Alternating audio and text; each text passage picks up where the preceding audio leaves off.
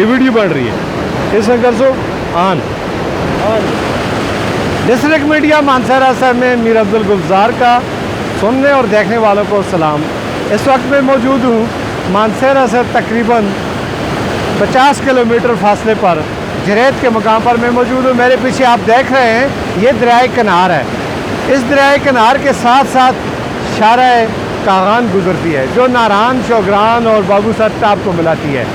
हर साल यहाँ लाखों की तादाद में सयाह इस मकाम को देखने के लिए आते हैं। ये दरियाए कनार सयाहों के लिए जहाँ देखने में बहुत खूबसूरत लगता है, वहाँ कुछ मुश्किलात का सामना भी करना पड़ता है।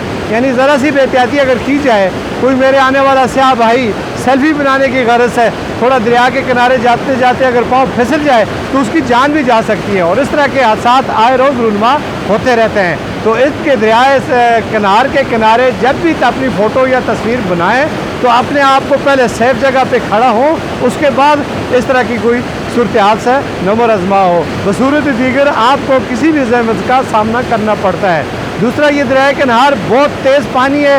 इसकी मौजों में जो भी जहाँ से गया तो वो दरियाए नील जहलम से जाकर उसकी लाश मिलती है। यहाँ पे उसकी लाश भी नहीं मिलती, इसलिए बहुत एहतियात करना चाहिए।